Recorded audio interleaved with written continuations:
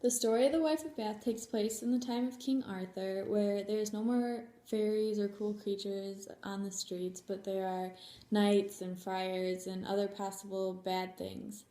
One time, a young knight stumbles upon a very beautiful woman, and he couldn't overcome his urges, so he raped her.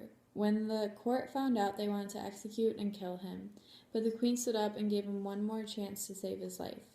He had to accomplish a task. The task that he had to do was to find out what women love him most or what they want most. He has to come back to the court with the right answer or he will die. The queen has to agree with the answer also. So he goes on this journey and asks women from all around the country what they want most. He gets answers far away from each other, like they want freedom or they want good looks. One woman tells a story basically stating women want what they can't have or what they can't do.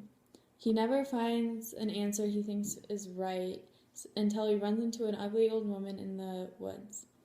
She says that she has the right answer, but the knight has to give her his word. He really has no other choice.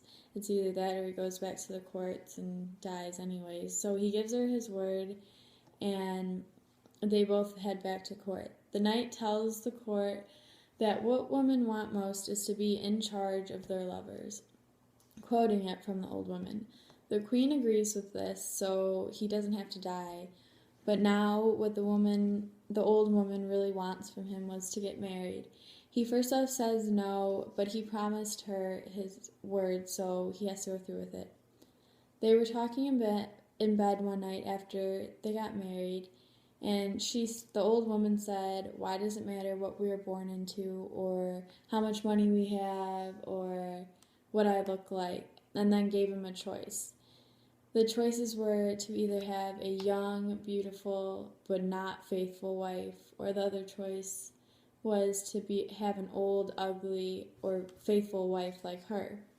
The knight hands the choice over back to the old woman, which was obviously the right one because of that, he got a beautiful, young, and faithful wife.